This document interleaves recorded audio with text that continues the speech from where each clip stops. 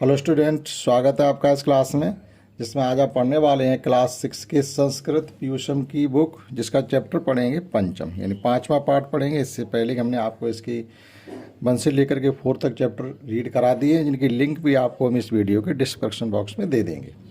और आज के पाठ का नाम है मम विद्यालय, अर्थात मेरा विद्यालय। मम मीन्स मेरा, मेरा विद्यालय।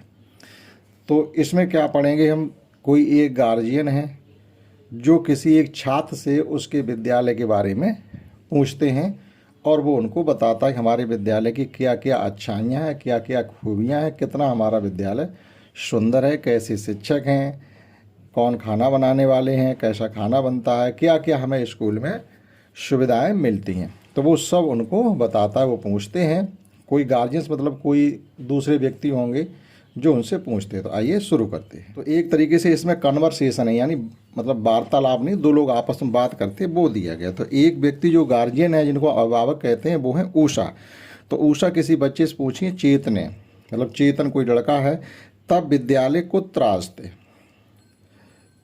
लड़का भी हो सकते, लड़की भी हो सकती। तब विद्यालय कुत्र अस्त, कुत्र धन अस्त कहेंगे। अगर संधि विच्छेद इसका करेंगे तो कुत्र धन अस्त हो जाएगा। अर्थात वो ये पूछते तब माने तुम्हारा विद्यालय कुत्र अस्त, तुम्हारा विद्यालय कहाँ पर है।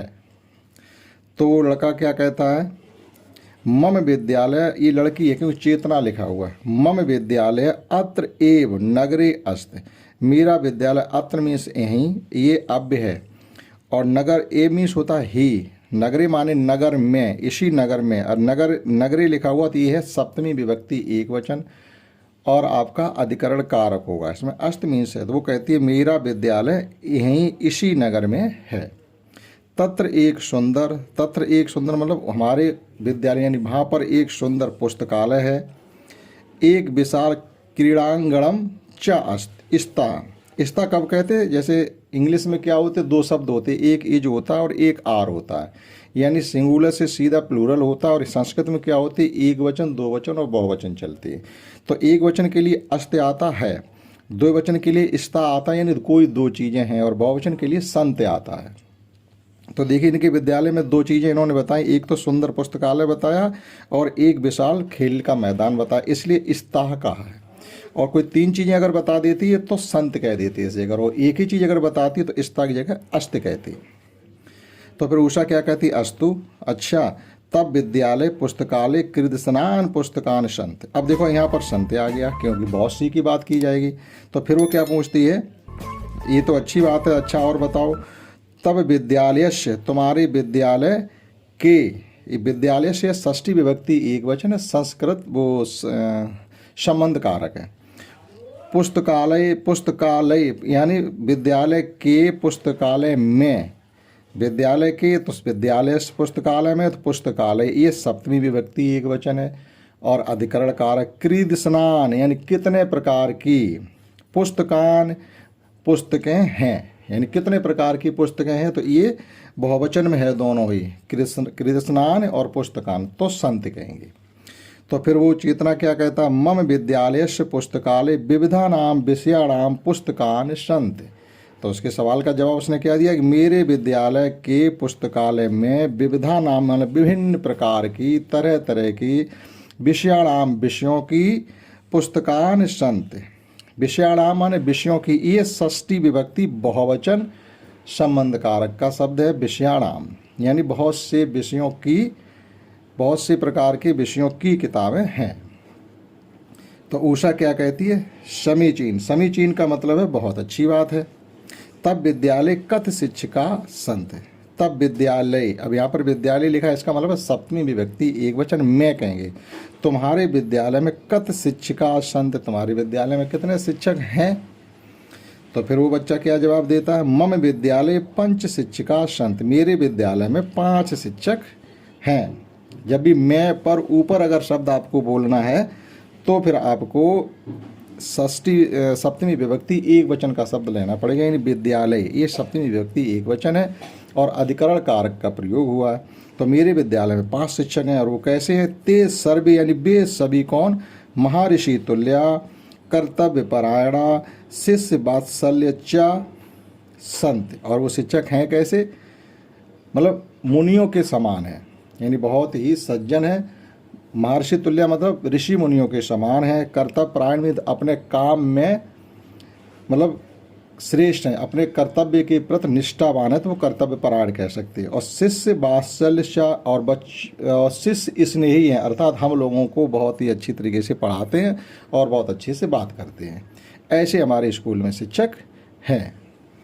आगे क्या बात होती, ऊषा किम तत्र विद्यालयो उद्यानम अप अस्त। और यहाँ पर देखिएगा विद्यालयो उद्यानम अप, यहाँ पर अगर संधि विच्छेद करेंगे तो 3 शब्द निकल के आएंगे। एक आएगा निकल के विद्यालय, दूसरा आएगा उद्यान और तीसरा आएगा अप। तो विद्यालय हम जानते हैं, उद्यान बाग बगीचा होता है और अप मीन्स होता है भी। ठीक है, तो किम तत्र विद्यालयो उद्यानम अप अस्त, क्या तुम्हारे विद्यालय में कोई गार्डन बगीचा भी है। तो क्या कहती है चेतना, एवं मम विद्यालय, हाँ हाँ कह सकते हैं, हाँ मम विद्यालय एक सुंदरम उद्यानम अस्ति, मेरे विद्यालय में एक सुंदर उद्यान भी है। यत्र मनोहर हराण पुष्पाण विक्षंत, मनोहराण मीन्स क्या कहेंगे, सुंदर सुंदर फूल कहेंगे। पुष्पाण फूल बहुवचन में, ये पुष्पम पुष्पे पुष्पाण होता है। ठीक, तो विक्षंत, हाँ उस बगीचे में, उस गार्डन में बहुत सुंदर सुंदर फूल भी हैं। तब उषा क्या कहती है, तब विद्यालय अन्यत किमस्त। देखो किमस्त में भी 2 शब्द हैं, किम धन अस्त, क्या है। तब विद्यालय अन्यत किमस्त, अच्छा बताओ आपके विद्यालय में कुछ और भी चीज़ें हैं, उनके बारे में भी बताइएगा, यानी कोई दूसरी चीज़ क्या क्या है उसके बारे में बताइए। तो लड़की कहती है चेतना, मम विद्यालय संगणक कक्ष अप्यस्ते।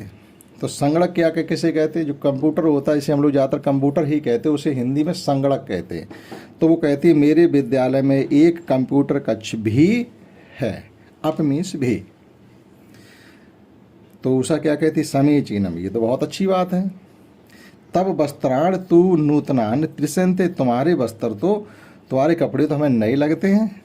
तब वस्त्राण तु नूतनान दृश्यन्ते, तुम्हारे कपड़े तो देखने में बड़ी नए नए लग रहे हैं। कूत कृतवती, कुतहा कृतवती का मतलब है कहाँ से खरीदे, कहाँ से लिए, कहाँ से आए हैं।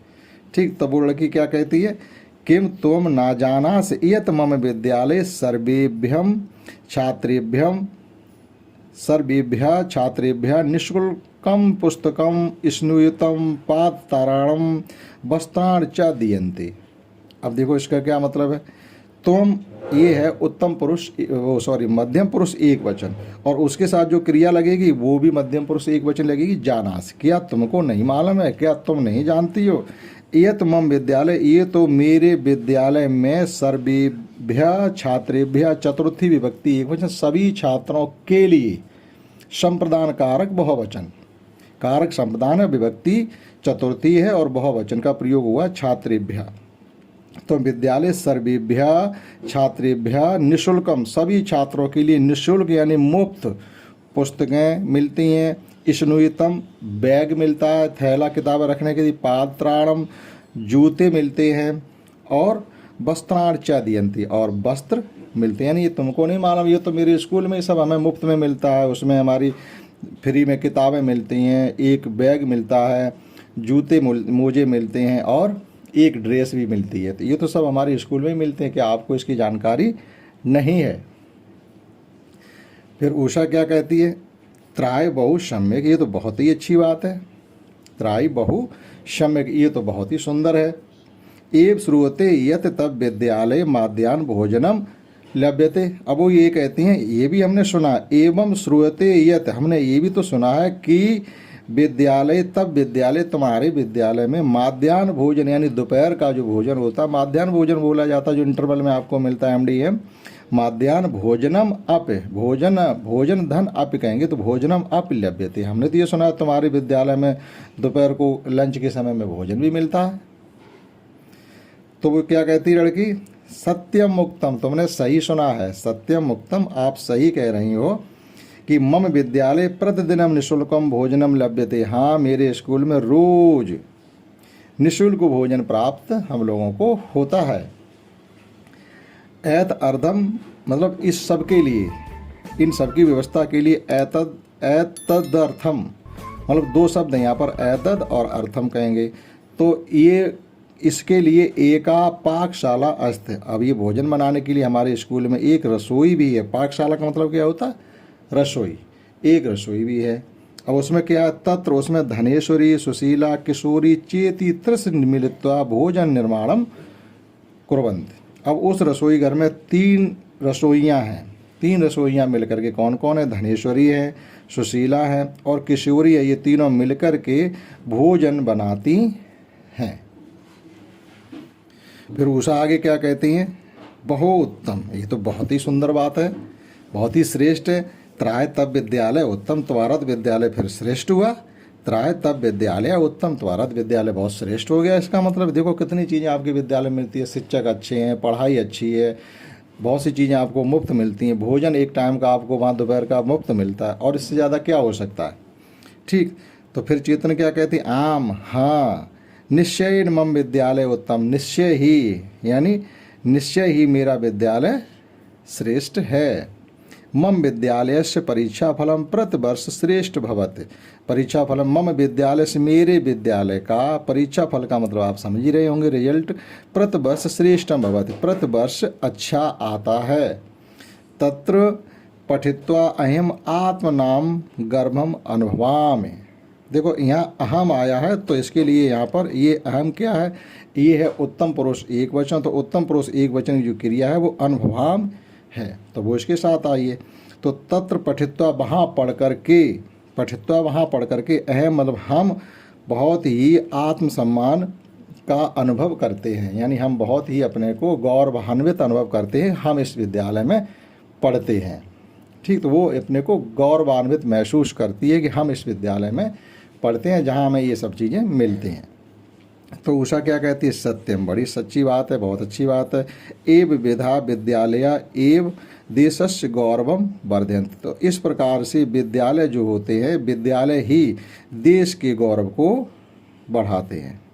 तो वो क्या कहती है? ऐसा कहने में कोई संकोच नहीं है कि विद्यालय ही देशस्य, देश के गौरवम, गौरव यानी उसका सम्मान, वर्धयन्ति मतलब बढ़ाते हैं। यानी विद्यालय ही एक ऐसी जगह है जो देश का सम्मान बढ़ाने का काम करते हैं। तो ये था चैप्टर जिसका हमने आपको हिंदी अनुवाद अपनी तरफ से एक एक शब्द का पढ़ाने की कोशिश की है। आशा करता हूँ आपने वो समझ पाया होगा। अब देख लेते हैं इसकी एक्सरसाइज और शब्दार्थ। ये देखिएगा, कति हमने लगभग मीनिंग उसमें बताई दी है। कतमीस होते हैं कितने, समीचीन बहुत अच्छी बात है। क्रीड़ांगणम मीस होता है खेल का मैदान। संगणक कक्ष, कंप्यूटर कक्ष। नूतना नए वस्त्र होते। स्नुवत स्कूल बैग होता। पादत्राणम होते जूता। पादकोशम मोजा होते हैं, तो मोजा का नाम उसमें नहीं लिया गया था। पाकशाला रसोई घर होती है। आत्मनम अपने को, मतलब यहाँ पर नहीं लिखा हुआ आत्मनम, ये अपने को गौरवान्वित महसूस करते हैं। ये विद्या इस प्रकार से, ते माने वे लोग या सभी, वर्धयन्ति मीन्स बढ़ाते। तो ये थे मीनिंग। देखते इसकी एक्सरसाइज। और इसकी एक्सरसाइज का फर्स्ट क्वेश्चन है उच्चारणम कुरुता पुस्तकायाम चा लिखते, यानी इनको पढ़ना है और अपने आप को नोटबुक पर नोट करना है। जैसे क्रीड़ांगणम है, शिष्य वात्सल्य चा है, कर्तव्य परायणा है, मनोहराण है, संगणकम है और बहु उत्तम। ये सब शब्दों की हिंदी में आपको चैप्टर में बता चुके हैं। फिर लिखा पूर्णम पूर्ण वाक्यन उत्तरत। ठीक है। तो पूर्ण वाक्य ने इनके उत्तर देने, यानी पूर्ण लिखना है। यानी पूर्ण से मतलब है आपको पूरी बात बतानी है, एक पद इनमें उत्तर नहीं लिखने हैं। विद्यालय विशालम किम अस्ति, तो विद्यालय विशालम क्रीड़ांगणम अस्ति, ये इन्होंने लिखा हुआ है। अब इसी प्रकार से देखो, और हमने यहाँ पर लिख रखे हैं विद्यालय कत शिक्षिका संत, तो विद्यालय 5 शिक्षिका संत। उषा वस्त्राण कुत कृत स्वीकृतवती, तो उषा वस्त्राण विद्यालय विद्यालय स्वीकृतवती। और विद्यालय प्रतिदिनम किम लभ्यते, तो माध्याह्न भोजन प्रतिदिनम निःशुल्क भोजनम लभ्यते, यानी हमें मुफ्त में भोजन मिलता है। तो विद्यालय से प्रतिवर्ष परीक्षा फलम कत भवत, हर वर्ष विद्यालय का रिजल्ट कैसा आता है?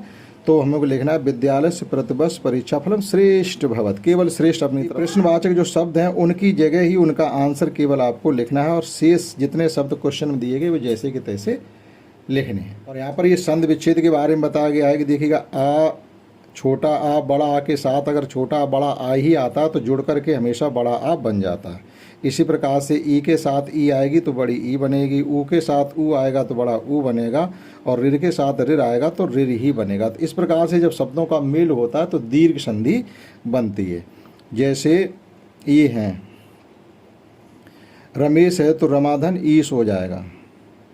इसका क्या हो जाएगा, रमाधन ईश। तो ये ऐसे अक्षरों को मिला करके हम दीर्घ संधि को बनाते हैं। और जब हमारे साथ बेमेल शब्द हो जाते हैं, जैसे आ के साथ ई आ रही है तो ए बनेगी, ठीक हो। इसी प्रकार से आ के साथ ऊ आ रहा है तो ओ बनेगा, और आ के साथ रिर आ रहा है तो अर बनेगा, और आ के साथ लिरा आ रहा है तो अल बनेगा। तो यहाँ पर होती है गुण संधि। ऐसे शब्दों का जब मेल होकर के शब्द बनते हैं तो गुण संधि बनती है।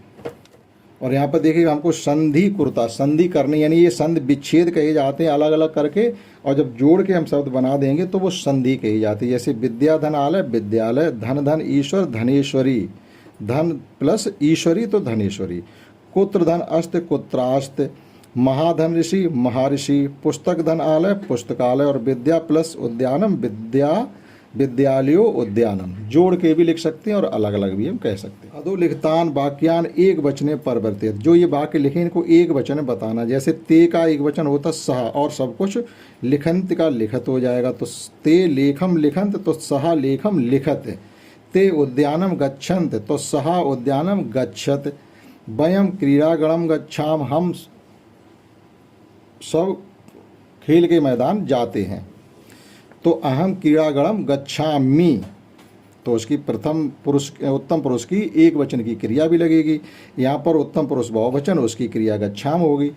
तो जब अहम एक वचन है तो उसकी क्रिया भी एक वचन की लगेगी। वयम प्रश्नम पृच्छामः, हम सब प्रश्न पूछते हैं। तो वयम की जगह फिर हम कर देंगे अहम, और पृच्छामः की जगह कर देंगे पृच्छामि। ते भोजनम कुर्वन्त, ते का कर देंगे सह भोजनम करोते। तो इस प्रकार से बहुवचन से एक वचन क्या बदलना है, हमें जो ये सर्वनाम दिया वो बदलना, और क्रिया भी बहुवचन से एक वचन की लिखनी है। मंजूषात पदान चित्वा वाक्यान पूर्यत, ये जो पुस्तकालय कुत्र पुष्पाण ये शब्द दिए गए हैं, उद्यानम, ये हमें इसमें भरने हैं। तो हमने नंबर डाल लिए, एक में एक नंबर वाला भरना है, दो में दो का, तीन में तीन का, चार में चार का। जैसे विद्यालय कुत्र अस्ते, तो ये पहला वाला भरेंगे। तत्र एक सुंदरम उद्यानम अस्ते, उद्याने मनोहराण पुष्पाण विक्षंत, तीन इसमें भरेंगे। और विद्यालय सुंदरम पुस्तकालयम अस्ते, ठीक। तो ये जो हमारे पास दो और चौथा शब्द है वो चाहे आप बदला बदली भी कर सकते हो, क्योंकि एक जैसे ही भरने के लिए जगह एक जैसे, जैसे विद्यालय सुंदरम और तत्र एक सुंदरम, तो क्या लिखेंगे आप, किसी को किसी में लिख दीजिएगा। और अंतिम क्वेश्चन है कि संस्कृत भाषायाम अनुवाद कुर्ता, इनके अनुवाद करने। जैसे मैंने पाठ पढ़ा, अयम पाठम अफटम, उसने भोजन किया, सह भोजनम अकरोत, उन्होंने दूध पिया, ते दुग्धम अपिबन, और आप लोग घर गए, योयम गृहम अगच्छत, ठीक। ये उसी प्रकार से उनकी क्रिया भी लगेंगी। तो ये चैप्टर था 5वां क्लास 6 की संस्कृत ट्यूशन का। हमने आपको कम्प्लीटली विद एक्सरसाइज पढ़ाया। आशा करता हूँ आपने समझ पाया होगा। इस क्लास में इतना ही। That's all. जय हिंद, जय भारत।